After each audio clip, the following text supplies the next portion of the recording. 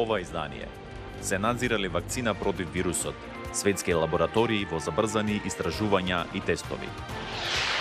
Американски советници зад кампањите на бројни странски политичари. Одблизу за нивната работа. Жителка на Вирџинија, пример за позитивен дух во време на пандемија. Ќе ви кажеме повеќе. Ве поздравувам од Вашингтон. Јас сум Тоше Огњанов, а вие го гледате Newsflash на Гласот Америка на македонски јазик. Кои се луѓето што стојат зад политичките кампањи? За ова подоцна во емисијата, сега одиме со главните вести на денот. Научниците забележуваат напредок во трката да се направи безбедна и ефикасна вакцина против COVID-19, како што бројот на заразени во светот надминува 14,7 милиони, од кои речиси 610.000 се починати. Две различни експериментални вакцини, едната развиена во заеднички напор на Универзитетот Оксфорд и на британско-шведската фармацевска компанија AstraZeneca, како и друга на кинеската фирма CanSino Biologics, се покажа дека поттикнува силен имунолошки одговор при тестирање кај луѓето. И американската компанија Pfizer и незиниот германски партнер вчера забележаа позитивен напредок при развој на нивната вакцина. Лидерите на Европската Унија постигнаа договор за буџетот вреден 2,1 трилион американски долари и пакетот за економска помош поради кризата предизвикана од коронавирусот. Договорот мора да го одобри и Европскиот парламент. Советници од САД се вклучуваат често во кампањи на политичари низ светот. Нивната дејност, меѓу другото, подразбира и детална анализа на политичките состојби на теренот. Погледнете одблизу како изгледа тоа. Од јавни говори, кампањи на терен меѓу граѓаните, па се до реклами. Политичките кампањи во САД се лига сами по себе. Многу луѓе гледаат на изборите во САД како на финален надпревар во спорт, бидејќи вложуваме многу пари во нив. Токму парите во политиката ги направија политичките стратези посебна професија. Поранешниот стратег Боб Шрам работел на кампањи во САД и во странство. Ние сме во непрекината кампања, на вистина сме професионално посветени цело време. Тој вели дека странските политичари бараат искусни стратези за нивните кампањи како во Америка. Овој бизнис на меѓународно политичко консултирање почнал во раните 90-ти. По падот на Берлинскиот зид и колапсот на Советскиот сојуз, вели политичката консултантка Рива Левинсон. Овој бизнис почна на места како Латинска Америка, поранешниот Советски сојуз и Африка, кога луѓето почнаа да го прифаќаат нашиот модел на демократија. Шрам, кој советувал политичари во САД, како и во Британија, Израел и Колумбија, вели дека пораката е клучна во било која кампања независно од културните разлики. Кога првпат се ангажиравме во Колумбија, стилот беше кандидатот да застане 30 секунди пред публиката и да и се обрати со главните работи што сака да ги направи. Тогаш си рековме треба да направиме спотови каде лично ќе им се обратите на луѓето. Левисон работела во разни африкански држави повеќе од 3 децении, меѓу кои Либерија. Советувајќи ја Елен Џонсон, првата жена демократски избрана за претседател во Африка 2005. Сега, многу држави имаат поголемо искуство во организирање на изборни кампањи, поради што меѓународните стратези мора постојано да се надградуваат. Со расширената употреба на интернет и социјалните медиуми, дигиталните советници како Джори Грег влегуваат во игра. Во некои држави во Азија 100% од населението користи социјални медиуми. Мора соодветно да ја адаптирате стратегијата. Грег вели дека трендот на домашно политичко советување се шири во светот и од американските експерти повеќе не се единствени во ова игра.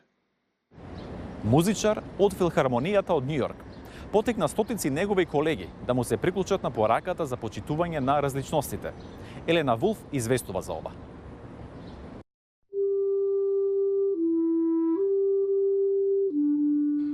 Како и многу други професионални музичари, и кларинетистот во Њујоршката филхармонија Ентони Мекгил ја цени тишината. Тој е прв и единствен афроамериканец во филхармонијата и му пречеа звуците што доаѓаа од протестите од надвор, но не поради тоа што ја нарушуваат тишината. I'm still, like I said, I'm still locked down. И јас сум затворен како сите. Гледав и следев што се случува, но не сум протестирал од времето кога бев млад. И си мислев, сите се дома и сите видоа што се случи. Многу ми не знаат дека не е во ред, па зошто да не кажеме нешто во врска со тоа.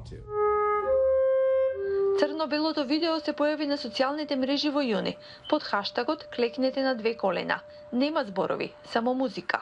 So that's where this came from, and I challenged anybody Ги to предизвикав сите да клекнат на две колена за правда, за правдина, за убавина, за љубов, за сочувство, за човечност.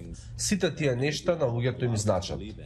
Тој вели дека клекнувањето на едно колено е мокен символ, но клекнувањето на две е нешто друго. and also what I realized only after watching my video. Откако го изгледа видеото, сватив дека може различно да се толкува. Кога некој клечи на две колена, може да биде слика на некој што се моли, но и на друго. Има различни интерпретации. На почетокот не планирав да го користам кларинетот. Сакав само да се снимам како паѓам на колена, безнадежно. Мегил воопшто не се мислел што да отсвири за видеото што сега е вирално. Прекрасната Америка.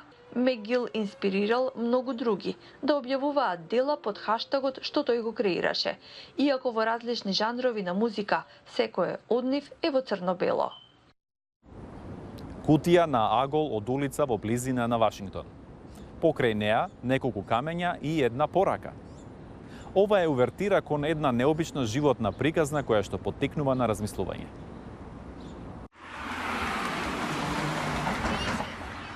Арлингтон, Вирџинија. Мало предградие на Вашингтон. Обична крстосница која со ништо не се издвојува, освен кога ќе погледнете одблизу. Тогаш ќе видите прашање напишано на лист хартија и неколку камења. Прашањата за храна се навистина лесни, но не сакав да биде само храна. Прашав Кока-кола или Пепси, чипс или морков, индиски ореви или фстаци. Неодамна прашав кој е подобар пример, Хари Потер или Катнис Евердин. Предниот трем од куќата на Сузан гледа кон крстосницата со незините прашања. Секој ден по едно ново. Никој не знае дека таа ја има смислено оваа забава за да го одржи ведриот дух кај соседите, но и самата да преживее тежок период од незиниот живот. Сестра ми беше диагностицирана со неизлечив рак на мозокот. Знаевме дека има околу 16 месеци живот. Во тој период направивме се што можевме да направиме, додека истовремено беше на терапија. Дојде овде за последен пат да го види цутењето на црешите. Бевме 3 сестри, многу блиски. Средната е таа која почина. Отидовме до океанот, Северна Каролина и Флорида. Во меѓувреме, нашиот татко имаше срцев удар. Заврши во болница и таму почина. Ги загубив сестра ми и татко ми и потоа дојде пандемијата.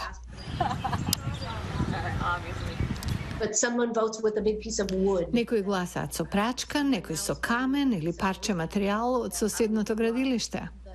Еден ден, покрај прашањето, Сузан оставила и кутија и порака, со која побарала донација за засолниште за бездомници. За еден ден собрала $92. Потоа ги прашала минувачите да кажат нешто за себе. Па почнала да наоѓа писма во кутијата. Ги чита, а снимките ги прикачува на YouTube. Секој може да скенира баркод и да чуе некоја од приказните. Едно од писмата: Драг креатору на анкетите, најпрво ти благодарам. Оваа дневна анкета стана нешто што со нетрпение го очекувам. Се викам Майк, имам 32 години и неодамна бев отпуштен од работа која ја сакав. Ова беа неколку тешки недели. На поранешните колеги им праќав пораки со прашањата и тоа за мене беше начин да останеме во контакт. Сузан никогаш не поставува политички прашања. Вели дека незините прашања се само за важни работи.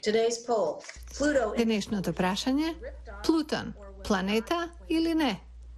Неколку парчиња хартија на земја, неколку камења и улица, која само на изглед е празна. Одржувањето на позитивниот дух е клучно за овие времења.